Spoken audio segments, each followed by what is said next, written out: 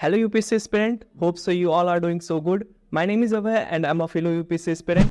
जब इंसान ब्रह्मांड की रचना को समझने की कोशिश करता है तो वो सिर्फ टेलीस्कोप नहीं बल्कि एटम के सबसे छोटे कणों को भी टकराने के लिए दुनिया की सबसे बड़ी मशीन बनाता है जिसे कहते हैं लार्ज हैड्रन कोलाइडर। नमस्कार दोस्तों, स्वागत है आपका यूपीएससी एक्सप्लेन्ड सीरीज में, जहां हम जनरल साइंस के महत्वपूर्ण और रोचक विषयों को सरल भाषा में समझते हैं। आज का विषय है सर्न and the large hadron collider, एक ऐसा विषय जो यूपीएससी के साथ साथ दुनिया की सबसे कटिंग एज साइंटिफिक रिसर्च से जुड़ा हुआ है। चलिए शुरुआत करते हैं एक चौंकाने वाले तथ्य से। क्या आप जानते हैं कि लार्ज हैड्रॉन कोलाइडर को चालू करने में हर साल लगभग 900 करोड़ रुपए खर्च होते हैं और इस पर काम करने वाले वैज्ञानिकों की संख्या 200 से भी अधिक देशों से आती है। अब सवाल ये है, आखिर ऐसा क्या किया जा रहा है इस मशीन से? सबसे पहले जानते हैं सर्न क्या है। सर्न का पूरा नाम है European Organisation for Nuclear Research, जो कि जिनेवा, स्विट्जरलैंड और फ्रांस की सीमा पर स्थित है। यह दुनिया की सबसे बड़ी पार्टिकल फिजिक्स लैबोरेटरी है जहां साइंटिस्ट्स ब्रह्मांड की मूलभूत रचनाओं को समझने के लिए रिसर्च करते हैं। अब बात करते हैं लार्ज हैड्रॉन कोलाइडर यानी एलएचसी की। एलएचसी दुनिया का सबसे बड़ा और सबसे शक्तिशाली पार्टिकल एक्सेलरेटर है। इसकी लंबाई लगभग 27 किलोमीटर है और ये एक सर्कुलर टनल में जमीन के नीचे बना हुआ है।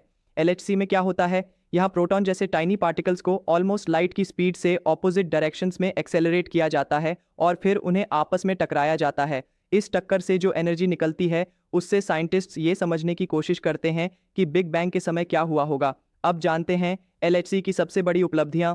फर्स्ट, 2012 में हिग्स बोसन नामक पार्टिकल की डिस्कवरी, जिसे गॉड पार्टिकल भी कहा जाता है।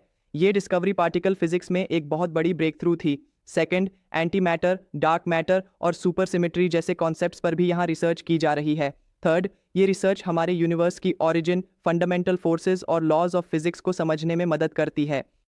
फोर्थ, इसके टेक्नोलॉजिकल स्पिन ऑफ्स ने मेडिकल इमेजिंग, रेडिएशन थेरेपी और इवन इंटरनेट जैसे इनोवेशंस को जन्म दिया है। अब बात करते हैं इससे जुड़े कुछ एथिकल और फिलोसॉफिकल मुद्दों की, जो यूपीएससी के जीएस पेपर 4 में भी इंपॉर्टेंट हो सकते हैं।